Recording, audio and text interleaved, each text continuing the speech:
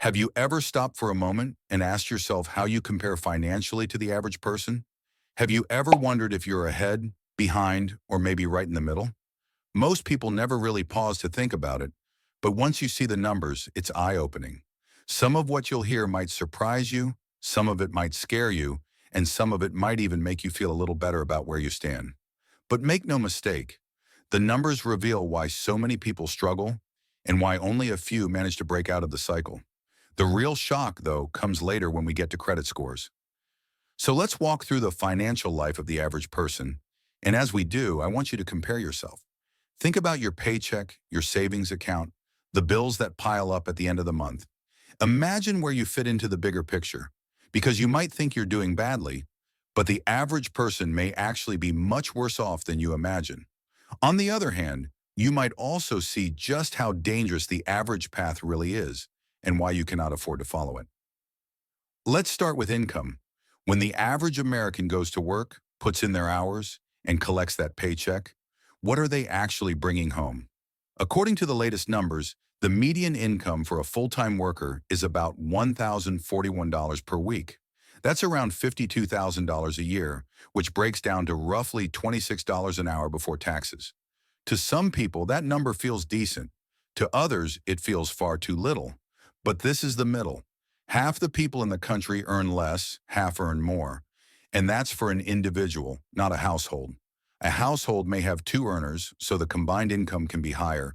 But even then, once you compare it to how much life costs, the picture doesn't look so pretty. The average household spends about $5,577 every single month. Stretch that out across the year and you're looking at about $67,000 just to live an average life. Nothing fancy, no yachts, no mansions, just a roof, food, transportation, and the usual bills.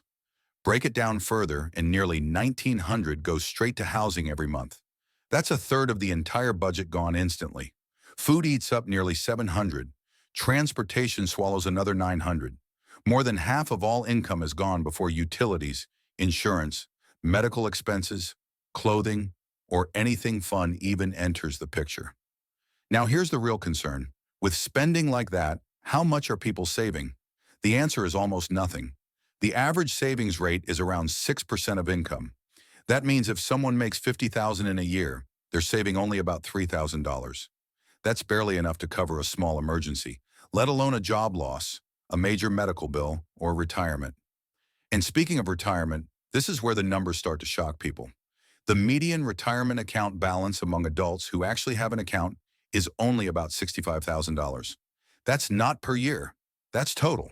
Even worse, 1 in 4 Americans has no retirement account at all. Imagine working for decades and having nothing set aside for the day your paycheck stops. Think about that number, $65,000.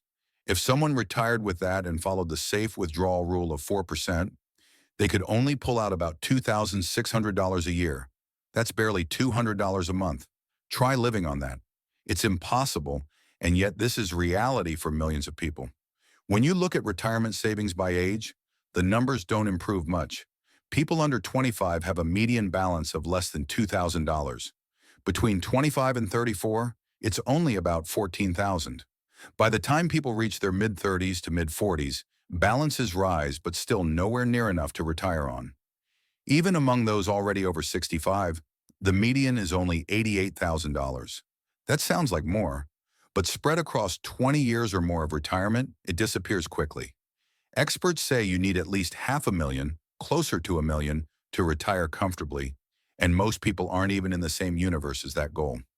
That's why so many rely on Social Security, but the average benefit is just about $1,500 a month. And while that may help keep you afloat, it's hardly enough to cover basic expenses, especially with today's rents and medical costs. The truth is, Social Security will not give you the freedom to enjoy retirement. It might just barely keep the lights on. Now let's talk about debt. The average household carries over $9,000 in credit card debt. And this isn't good debt. It's one of the worst kinds you can have. With interest rates often at 15, 20, even 25%, that $9,000 can cost over $2,000 a year in interest alone. Imagine working all those hours just to hand money straight to the bank. What makes it worse is that most of this debt isn't tied to investments or assets. It's tied to things like clothes, electronics, appliances, vacations, and random purchases that lose value the moment they're bought. This kind of debt acts like an anchor, pulling people down year after year. And yet, despite the crushing weight of debt, many people still manage to maintain a decent-looking credit score. The average American score is around 715, which is considered good. But a good score doesn't mean good financial health. It simply means bills are being paid on time and debt is being managed well enough not to default. In reality, many people are just shuffling balances, juggling payments, and barely keeping their heads above water. Now let's zoom out to net worth. Net worth is the value of what you own minus what you owe. Your home, your car, your savings, your retirement accounts, minus your mortgage, loans, and credit cards. The median net worth of U.S. households is about $122,000. At first glance, that seems higher than some of the other numbers we've covered. But when you break it down by age, it's not nearly as comforting. People under 35 have a median net worth of less than $14,000. Between 35 and 44, it rises to $91,000. Ages 45 to 54 hit about $168,000. Closer to retirement, ages 55 to 64, it reaches $212,000. And those between 65 and 74, just $266,000. Now remember, that's an entire lifetime of work to end up with an amount that in many cases wouldn't even cover a decade of retirement living. To put this in perspective, the average down payment on a home in America is about $62,000. The average kitchen renovation is $26,000. The average new car costs more than $47,000. These single purchases cost nearly as much as the total retirement savings of the average person. That should terrify you. Experts recommend saving 10 to 15% of income for retirement, but most people save less than half of that. That's why the average retirement age is 61, even though full Social Security benefits don't start until 67. For those who do retire in their early 60s, they may live another 20 to 30 years. Without serious savings, those decades can easily become a time of stress, work, and struggle instead of the freedom they imagined. When you look at all these numbers together, the picture becomes clear. The average person makes around $52,000 a year, spends almost all of it, saves only 6%, has just $65,000 in retirement, owes $9,000 in credit card debt, and holds a net worth of around $100,000 that includes everything they own. Most people live paycheck to paycheck, never really breaking the cycle, never making big changes. But here's the truth. These statistics are more than just numbers.